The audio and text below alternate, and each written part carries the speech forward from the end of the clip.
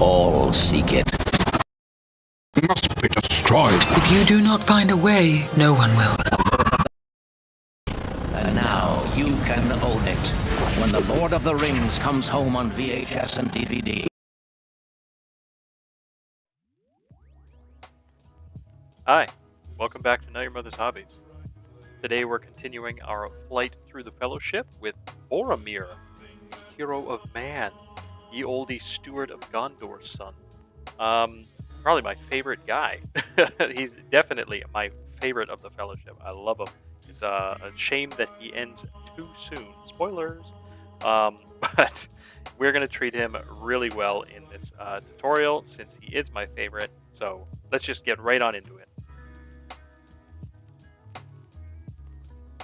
I love this sculpt, gotta say. It is probably one of my favorite from the little Fellowship line from this grouping. I love that pose. I love everything about it. It just looks so rad. But onto the painting. We're going to be doing his little underskirting red. So that's this little under tunic he's got going on. Don't forget this little bit in the back. He's also got his shield is going to be as red as well. So get all those little bits painted up. So that's his skirting, his little sleeves, and that shield. And don't worry about being too precise. I know I don't always show it, but here is some of my own mistakes, just cleaning that up. I just got an off-white warm gray. I think I'm using Wraithbone here, but you know, you got to use whatever you got. Sometimes it's white, sometimes it's gray seer for me, sometimes it's Wraithbone. But just go in, clean up, and tidy up as you go. It's just paint, no worries. Make mistakes, have fun, chill out, and it'll be okay. Even I make mistakes a lot of the time, all the time. I just don't show it. So then we're using Black Templar here for his overcoat, just going all around on that, getting it all darkened and base coated in there. We're also going to do his glove. He's got these black leather gloves on, and so we're going to do that. So the glove that's holding the sword, as well as the little one peeking behind the shield. The Silicanum Gray, we're following up here, using that for all of our steel and silver bits. So there's a little bit on the sword sheath, his chainmail as well here. I chose to do the little bit behind the shield, the handle, as well as the shield rim here, as well as the boss in the middle, and of course his weapon. Using Gore Grunt of Fur here, the first of 3 browns that we're going to apply for his glove, as well as the leathers around his person. So we're going to use this for it's kind of like under trimming, I guess, the main body of his wrist guard. And then we're going to follow that up with snakebite leather. This is going to go for his waist belt. I think this is like his sword belt.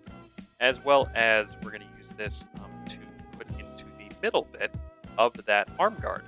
Just going in there. And that's going to be a darker kind of brown in the middle. But still not so dark that we don't see the details of some of the little raised bits in there. We're also going to use this for his hair as well to give us a nice warm brown for his luscious locks. So his hair and, of course, his beard. I'm going to block in with this brown. We're using Garagak Sewer. This is the 3rd of our browns. We're going to use this for his boots as well as his sword sheath. And lastly, some of the little buckles that I had left underneath his arm guard. I think there's 2 straps in there. I chose to make that a darker brown using this one. Then his horn, the Horn of Gondor, the mighty Horn of Gondor. We're using Skeleton Horde here just to give it a little bit of a bony color. And then quickly moving on to what comes next, which is a Gulliman Flesh. This is the last of our blocking colors. We're going to use this for his skin, which is just his face here. If you need to clean up in any areas, you know what to do. Get in there with your off-whites and your whites and clean up. We're also going to use this for the decorations on the horn.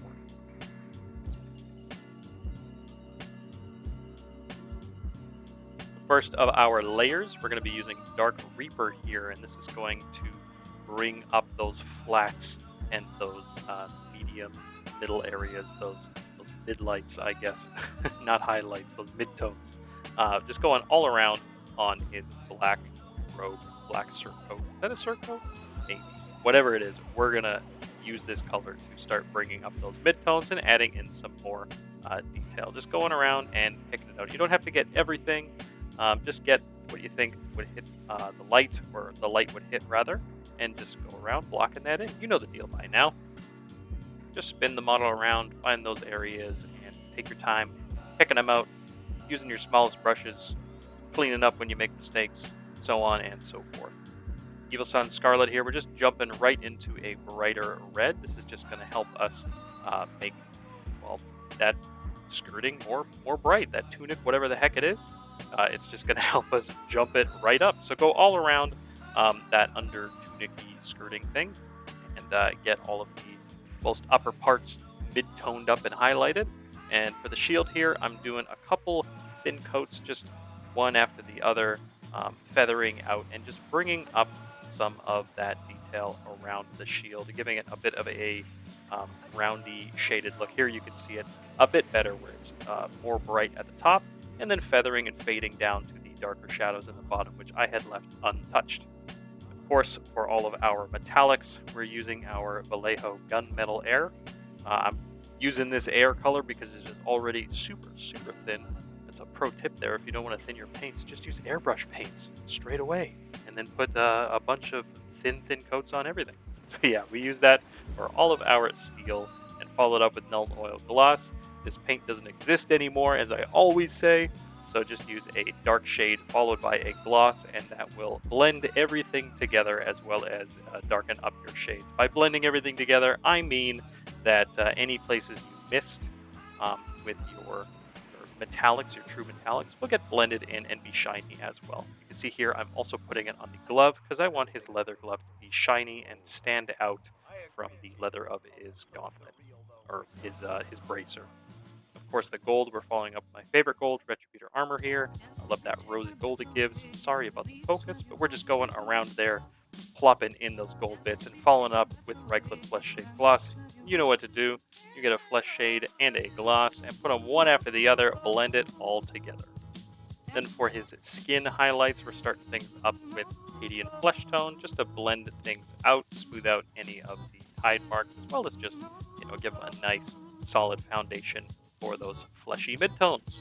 Cheekbones, nose, forehead, and lip. Kislev Flesh, following that up, our first of the highlights before we get into extras. Just pop that on. Little smaller area than before, but the same ones you did before.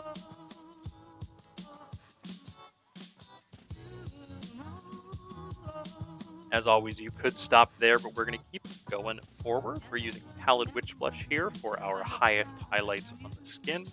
Just making it really bright, and you can see it will stand out on the table when you're looking at it with a magnifying glass, staring at it. Get the nose, the cheekbones, and those little pointy tips on the brows, etc. Wherever you think is going to be the highest point. We're using Fenrisian Gray here. I'm focusing mostly on the bottoms of the this black tabard or black surcoat rather. His big black jacket. I'm focusing not a lot on here because of course he's covered in paint and I don't want to get the blue all over the paint we've already got. Just picking out some areas and going ham, and it's going to help me kind of determine where I want to go in with a smaller brush like I'm doing here and pick out spots that the dry brush picked out, etc. It's just going to help me eyeball it as well as blend some stuff. Now I'm doing really scratchy, dotty, cheapo highlights. I'm not going in with nice smooth stuff. I just thought I would add a little bit of a rough, weathered fabric kind of texture, and just thought it would give it a more interesting look going around. So I did that all around for the highlights that I picked out, picking out some folds, some of the most rage edges, and just dotting in and scratching in my highlights for this surcoat. And of course, going in, I've got Dark Reaper back, and we're just going in and cleaning up any areas that maybe got a little too bright or a little too, scratchy or take your attention too much in a bad way or in a negative way or in a way you don't like. So I'm just going in there and softening some in. Again, just doing the same scratches and dots, just with that darker color to tone things down. I have Deathclaw Brown here, just going on the Gorgrunta area, that warmer, brighter brown, just to really make it stand out against the darker brown on the inside. Following up with Chrome, this is going to be highlighting all of our metallics, including the gold that you saw there. Just add some points of interest, some little pings of really bright metallic around the miniature, so the rim, etc. Don't forget he's got some little buttons on his surcoat as well. If you can spy them, you can pick them out, get them. Of course, we have Wraithbone there, using that to highlight up the Horn of Gondor, as well as I couldn't resist giving him some L'Oreal highlights, going in there and picking some little hairs out and bringing that shampoo look right up in there. Add that detail, as well as those little threads you saw. Garagak Sewer here. I'm just darkening the inside of the horn here to give the illusion that it is, well, dark, that it's a big hole in there that he can blow some air out of.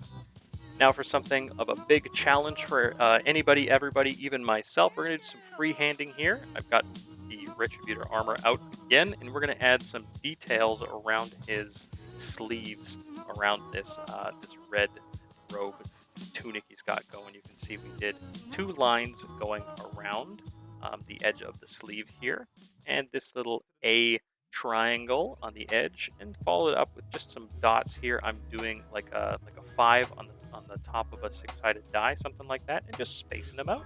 When you have all those in there, you can add some little lines in between for some threading. I got all this idea, by the way, thanks to Swords and Brushes. Go check them out, link in the corner.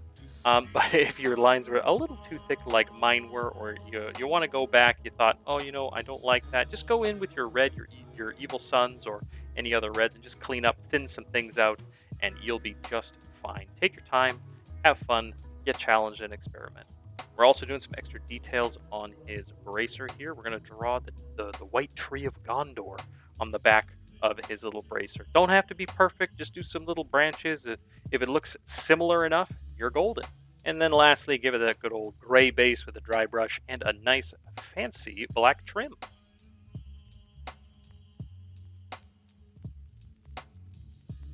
And there we have it, my favorite boy, a Boromir. Oh my gosh, he is the favorite son. Look at this guy. He's glorious. I'd eat some tomatoes right now. Oh my gosh, he's so great, glorious. I'm really happy, not just with my paint job, but just with how cool this model is in general. I really like this whole series. Has been really fun to paint. I've been a little bit dreading the gray sitting there in my shelf, thinking, I'm never going to get around to these, but I have been enjoying so much of them. I think these are probably some of my favorite miniatures I've painted in a while. Probably up there with Frostgrave, Stargrave kits. Either way, look at this bad boy. I really like how the extra details, like the patterns and stuff that we've been adding, have really made these miniatures shine and stand out. Just from their, I guess, stock standard aged sculpts. The sculpts are pretty old, but just adding those extra details, I think, takes it a long way further. Thanks as always to my patrons. You guys are awesome. Again, hope you guys have been liking the drops on Discord, the little whips and whatnot. Been trying to keep it a little populated and busy there, but you know how it gets. We all get busy. And big thanks, of course, to everybody who watches, likes, and subscribes. You guys are all great. And I'll see you next time. Bye-bye!